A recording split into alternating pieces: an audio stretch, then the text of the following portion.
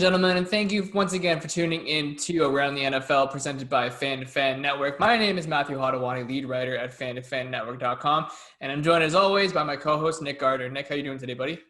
Good, man. I say this every week. It's a good weekend of football. You can't take it for granted because it's someday you're not going to have it, especially in the spring and summer. So hopefully COVID-19 can stop rearing its ugly head and we can keep chugging along in this season and have everybody stay healthy. Yeah, I mean, every week we're talking about COVID, and Yep. Once again we got to kick off the show with COVID again. It was actually just released that John Elway and John Ellis, Broncos CEO, both have COVID-19. Marlon Humphrey also has COVID, and I mean, it's just it's sad that we've come to expect this on a week-to-week basis now, and I mean, it's reality of the situation that we're living in right now. But I mean, you see names like this contract such an ugly virus. It's just heart-wrenching, man. Yeah, it's difficult, and you just hope that it hasn't affected the quality of football yet, which I'm actually surprised that it hasn't, which is a good thing for those spectating. But they said it all along, they're not in a bubble. Every sport that's been in a bubble has worked. The NBA, I think the MLS was in a bubble, if I'm not mistaken.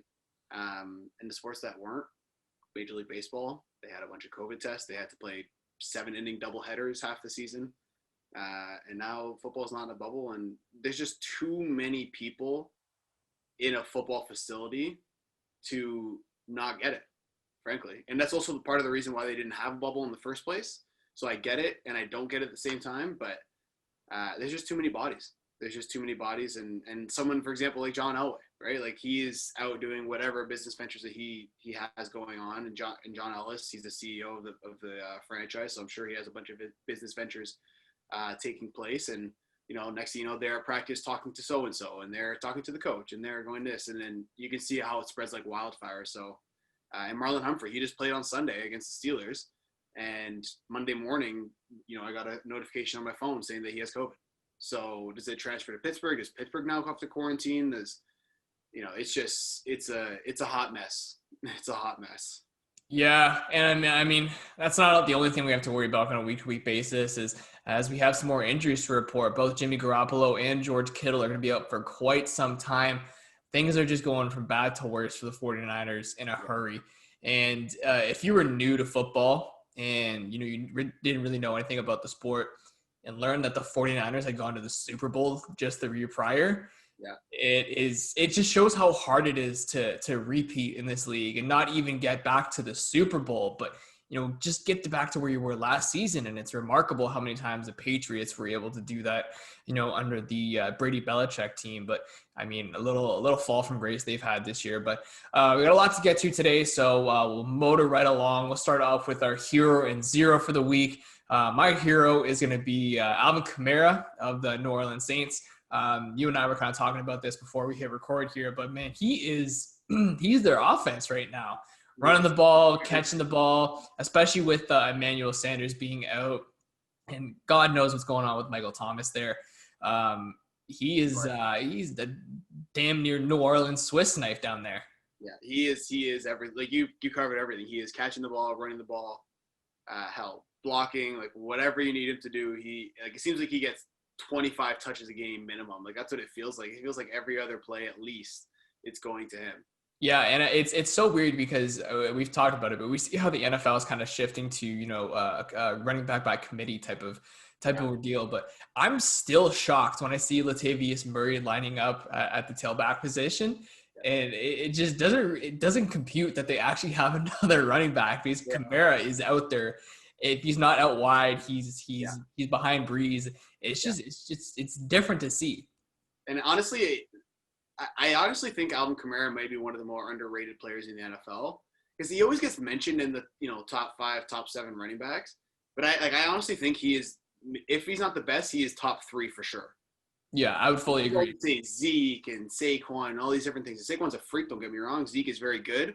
But now look, like, Saquon's obviously hurt, so it's kind of difficult. Although Saquon he's a freak, but I still need to see it on the field consistently. And that's, no fault of his own. He has a pretty porous team around him.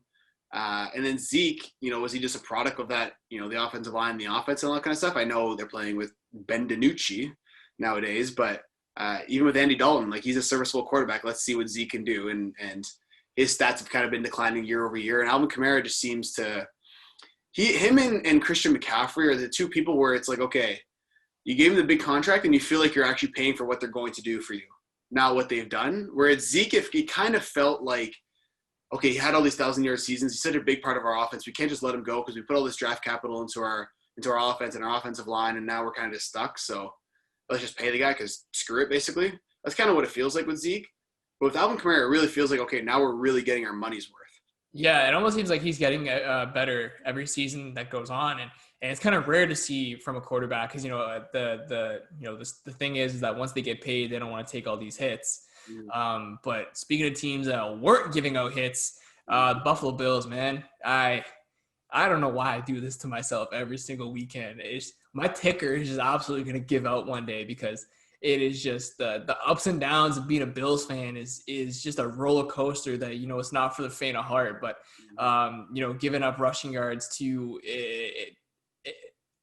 I can't even explain what that Patriots offense was. It was just, are you healthy? Can you play? Do your feet work? Okay, you're in. And Cam Newton running all over the Bills defense. Obviously, he gave up the fumble at the end there, but you said it before the show too, man. The Patriots are going to win that game. So I'm very, very surprised that they really pulled off that win. The fact that they haven't done anything at it's almost 1:00 on the day of the NFL trade deadline. It doesn't seem like they're going to be getting better anytime soon. So, yeah. You've called it for a long time that you're not really that impressed with the Bills defense, and I've given you credit the last few weeks, and I'm going to keep giving you credit, even though you probably don't want it because that's a bad thing for you. They honestly should have lost that game, in my opinion. Yeah, they should have. Yeah, I was watching it kind of back and forth. I was flipping through a bunch of different games, but it seems like your offense was running the ball well, but it was a little bit stagnant. Like, I know Josh Allen didn't have a great day, and your defense, for what's on the Patriots, didn't. Anywho, my hero and zero of the week. I am an AFC North guy. You guys know that I love my Ravens. But I got to give credit where credit's due, and I got to give credit to Joey Burrow. He had a good game on the weekend. The Bengals overall played really well. 31, I think it was 20. They beat the Tennessee Titans.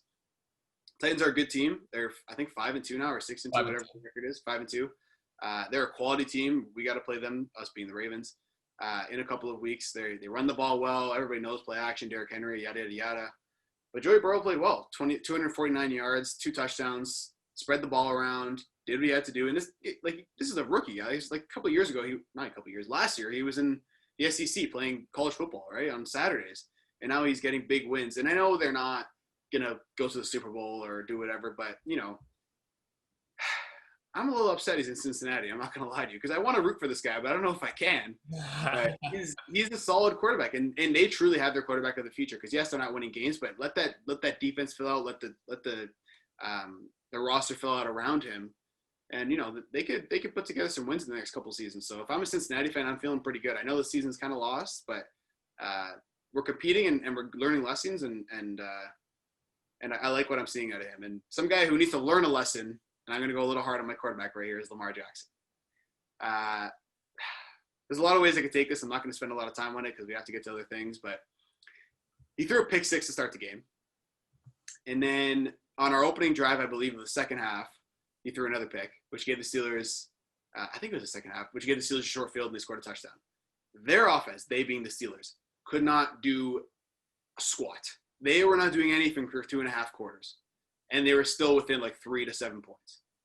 So when you have Big Ben and all those receivers and everything going around and saying, guys, we're only down 3, we're only down 7. Like, let's just get one good drive. Mm-hmm. Eventually you're going to get some points because they're still a good offense. And they're putting up, 20, 30, 40 burgers on people all over the place here. And if you're Lamar, there's 2 problems I had with him in this particular game. Those 2 turnovers were crucial. He didn't.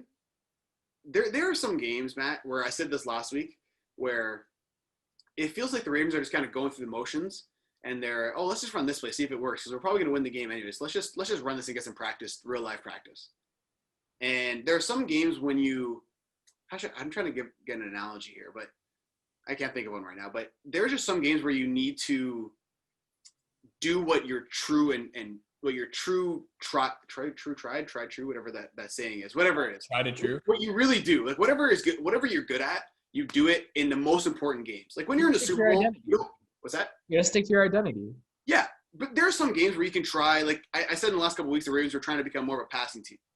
When you play the games that need to be won, you need to do what you're best at. So if it's Lamar, if it's Lamar, it's progression 1, progression 2, gone. Because you also have bookends coming off the side in Bud Dupree and TJ Watt, plus Stephon Tuitt, Cam Hayward, all those guys. They have a good defense. So if you don't see 1 and you don't see 2, where's the hole? Yeah. And I'm gone. And even if it's 3 yards, 4 yards, 10 yards, whatever it is, it doesn't have to be 38 yards to the hole or to the touchdown every time. It doesn't have to be. But you just need to do what is best for your team. And they said on the broadcast too, like he needs to take off more and give him that threat because he's sitting back there trying to dice him like he's Drew Brees, and he's not. And that's fine. But you need to be able to balance both and need to understand the biggest games. And this is why I always say when they play Kansas City, they freak out. Because they actually didn't when they played Pittsburgh. They were down 7-0. They didn't freak out. They kept running with the dive play and playing their offense around it. They were running the ball tremendously on the best run defense in the NFL. So drop back to pass. If you don't have a deep shot, you don't have an underneath shot, move around. If you can find somewhere to throw, great. If you can't, take off. Just go. It's okay. There were so many times I was yelling at my TV, just run. Just go run. There's 5 yards right there. There's 10 yards right there. There's 7 yards right there. Just run. Instead, he takes a sack. I don't know how many sacks we gave up, but it felt like he got hit more than I've really ever seen him be hit in a game because he's so elusive. Yeah, I mean, I think all of the the critiques of Lamar not being a passer have really finally gotten to him. Yep. And it's almost like he's trying to prove that he is. That's kind of what it felt like a little bit. And then he made some very poor decisions on those interceptions. That's kind of what it felt like. And I don't mind. If you want to prove it in the other weeks of the season when we're playing lesser competition, to be frank. When we need a win and this team is 6-0 and it's a division game and you have a chance to take a lead in the division, if you run for 150 yards, nobody's gonna say anything because you won whatever the score, whatever score. You know what I mean? Yeah, absolutely. Yeah. And going from one running back to another, not as frequent, but Russell Wilson taking on the Buffalo Bills. And I look at this as a Bills fan and I pencil this in as a loss. And I look at the Cardinals next week. That's a loss as well, too, just because if we can't stop a running back, I don't know how on earth we're going to be able to stop a dual threat quarterback running back duo. And Seahawks are coming off, they're probably one of their best seasons I've seen from them in quite a while. Russell Wilson, leader in the clubhouse for an MVP candidate right now. I've hammered on this Buffalo Bills defense, obviously in this episode and many ones prior, but I see an easy double-digit point loss here. Yeah, honestly, I completely agree with you. And if you're a betting person, I was looking at the lines here. The Seahawks -2.5. I know they're on the road in Buffalo. Like when this show's over, I'm probably gonna hammer that 2.5. Yeah, and I mean I'm realistic enough to understand. I think you see them winning by a field goal, and that'll cover your 2.5. So if you're watching the show early on a Tuesday or Wednesday, and that line's still there, go hammer it because. To be frank, the Bills did not. Yes, they got the win. It's a big win. I get it. They didn't show me anything fantastic in that game. No. I can just picture Russell Wilson just continuing to steamroll all the way through. No offense, you guys. Yeah, I mean, AJ Klein has been an absolute bust from us. He kind of comes from that Carolina Panthers tree that Sean McDermott and Brandon Beane are very fond of, and they kind of have a hard time cutting guys that they've had connections with in the past. He's been an absolute liability at linebacker. Tremaine Edmonds. I'm not going to run through the whole defense here, but we are very bad at the football. Yeah. And Russell is very good at the football. He's quite good at the football. 161 last week and 2 touchdowns. Russell had 4 touchdowns again. Like they're just an absolute locomotive. Their offense is electric. Like they just can't seem to do anything wrong right now. But it's another litmus test for Buffalo. I mean, we're not going to hammer them into the ground here. They have a chance. They're at home. It's a good opportunity to win a game. You need Josh Allen to play better than he did. I don't have his – I can probably find his stats. You probably know his stats better than I do. Yeah, his only touchdown on the day was a rushing touchdown. Yeah. So and it's a far cry from what we saw from him earlier in the season. 11 of 18, 154 yards and a pick, and then 23 rushing yards and a touchdown. Yeah, interception was not all his fault. 3 yards a rush too, which wasn't exactly anything to blow your mind. So no, it was a quarterback drop. Good stuff. Like we were talking week 3, week 4, Josh Allen MVP talk. You were like, "Oh, is this what it's like to be a fan of a good team?" Yada yada yada. I remember all that. It's a long season, so it's, we got to see. This is another chance, and like the Cardinals coming into town the week after that, I like that matchup too. So you got a couple, like you've had some New England Seahawks and Cardinals. You guys got a chance here to prove some people wrong, including myself. So Yeah, and I mean we've got the unless Miami goes on a big run here, I mean we have the division all locked up, hopefully, which is a home playoff game. But yeah, I mean I'm week to week, man. I'm on my couch, and it's just a roller coaster. Moving on here, because there are other teams in the NFL except for the Buffalo Bills. Your Baltimore Ravens facing off against the Indianapolis Colts. Colts, one of the better defenses in the NFL. Phillip Rivers, an absolute wildcat at quarterback. If he's going to throw for 5 touchdowns or 5 interceptions. Jonathan Taylor was very, very quiet in their game against the Detroit Lions. Nick, what are you expecting from this game as a Ravens fan? Yeah, and we went into the game last week, so I'm not going to keep hammering on that. The Ravens had a chance to win at the end, couldn't do it. They had a chance to win. They had the fourth, I think it was 4th and 2 or 3, couldn't convert. So you have your chances to win the game. They should have won that game. Really, it shouldn't have been that close. Lamar let it be close, and that's the flack that he deserves to get. If you're going to praise him to be MVP, you gotta hammer in when he doesn't play well. So. Comes with the territory. Marlon Humphrey, like you said a couple of minutes ago at the beginning, is out with COVID-19. Still have a pretty solid secondary, although we're short our best corner now. The Colts weapons don't scare me. If this was against Pittsburgh, I'd be a little bit more concerned. Ty, I know he left last week with a groin, so I don't. I know he's been non-factor. Yeah, he's been. He doesn't have a. Rivers likes his tall, big receiver, so I'm not that surprised. I don't know a whole lot about the Colts. I gotta do some research on them. I know Michael Pittman was a good pick for them out of USC. So we'll see what they do. Am I sitting here super concerned about the game? Not necessarily, particularly because I like the matchup for our defense. I think our defensive backs will match up well. We have one of the best secondaries in the NFL. And particularly I like our front 7 against the Colts. I know they have one of the best offensive lines in the NFL, but I like our pass rush. And I like the fact that Phillip Rivers can't move. Yeah. So that really I like that a lot more, and we have one of the better run defenses as well. So I think if the Colts are going to want to keep this one close or win, they're going to have to be able to run the ball, which is kind of a rarity. I've gotten used to it as a Ravens fan, which is it's good for me. You don't know what that's like being a Buffalo Bills fan, but yeah. So I hope we can continue to stop the run, get after Phillip Rivers. He will turn the ball over. You just have to let him. So hopefully. As a Ravens fan, I hope we come out with the win. I do. If I was, a biased straight on fan, I still would favor the Ravens here. I just think that their defense is a little bit too strong. And Lamar needs to have a turnaround game because, like you said, the Colts have one of the better defenses in the NFL. So Lamar needs to have a turnaround game here. Yeah, I've watched a lot of the Colts this season just because I'm a huge Jonathan Taylor fan, and I really love Quentin Nelson. Easily one of the best players in the NFL. I mean, he is. If you're a big trenches guy and you like interior lineman play, put on your binoculars for Quentin Nelson versus Calais Campbell, because that'll be a treat. Yeah, I don't know if it's going to be pancake central like it usually is when Quentin Nelson plays, but that's you really don't break down a game when it comes to individual battles, and if you do, if it's a wide receiver cornerback matchup, but this one is going to be very, very interesting. That offensive line versus our defensive line, I like that a lot. You're right. I like it on both sides. Like, it's going to be a very intriguing matchup. Can we get pressure on Phillip Rivers? Yeah, I'm really looking forward to that one. Moving on here to the Cardinals versus the Dolphins.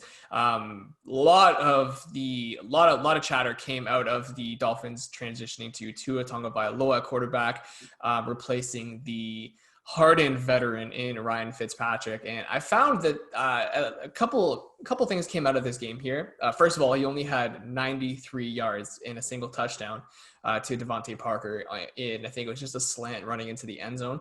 I found it very interesting that I don't know how true all of these speculations are, but the reason why they have decided to go with Tua this earlier in the season is because they do have Houston's pick in the upcoming draft. And with how bad Houston is, don't shoot the messenger. I'm just relaying what I've heard and what I've seen, is that if there is a quarterback available at that pick that they get from the Texans, they wouldn't be obliged from taking one if Tua is not what they expect him to be. That is news to me. Usually we kind of run through stuff that we're going to talk about on the show. You did not tell me that. That is news to me. Yeah, it's been a lot of chatter out of Dan Patrick and Albert Breer.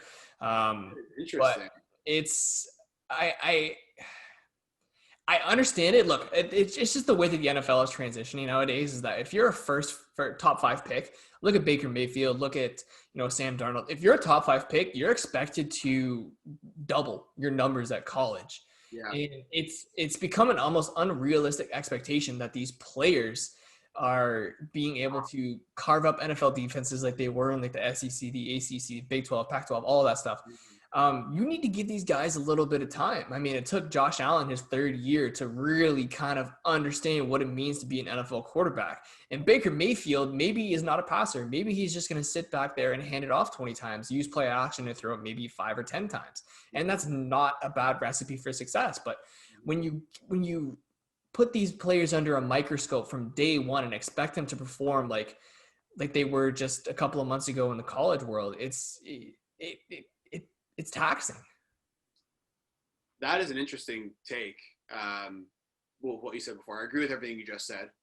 There is a lot of they expect a lot out of you as a rookie, and that's because a lot of rookies have done that. So it's not like it's incapable. But I'm just thinking about the draft board off the top of my head. I know Trevor Lawrence is probably going to be there, 99% chance. Justin Fields is going to be there. Trey Lance is going to be there. Like if you're the Dolphins, I don't know if you get the first 2 because Houston's going to have a top 2 or 3 pick because Justin Fields is probably going to go in the top 3 and Trevor Lawrence is probably going to go 1. So you'd have to have a top 3 pick at least. And do you really take a chance on Trey Lance, a guy who didn't even play this year because of COVID and he decided to opt out and he's just going to go to the NFL draft? And, he threw 26, I think it was like 26 touchdowns and no picks or something like that in Division 1 AA. It is Division 1, but it's Division 1 AA. Yeah, it's where Carson Wentz came from, but same school. I mean, you have an Alabama proven quarterback right here in Tua, and that seems, I don't know. If I was Miami, I would maybe lean towards a defensive player. I don't know all of them right now. I know Michael Parsons is a top prospect. I would probably lean towards Michael Parsons or Gregory Rousseau. P-Well, I forget the guy out of Oregon, the tackle. I forget what his name. I always screw up his name. Penei Sewell. Penei Sewell. There we go. Sorry. Yeah, you can later. Okay. You know who I was talking about. Penei Sewell. Yeah. I think I'd lead more towards that and try and solidify other parts of my roster because I think Tua is the dude. He played all right. He didn't really prove anything to me, but he didn't lose the game for them. They won.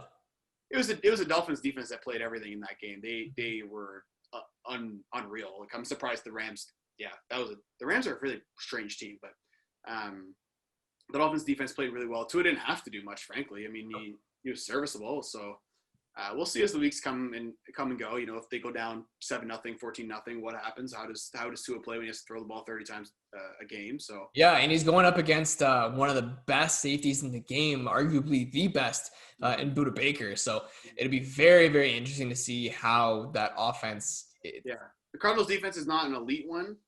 It's pretty good. They have a pretty good secondary. Like you said, Budda Baker, Patrick Peterson's still there. Isaiah Simmons has had some struggles recently, which is surprising because he was electric in college. But no Chandler Jones, so we'll see what the Cardinals. The defense isn't fantastic. It's not poor. So it's an NFL team. So let's see what Tua can do. And it's hard to break down Tua because he didn't do too much this week. But I'm excited to see him in a little bit of what might be a shootout against the Cardinals.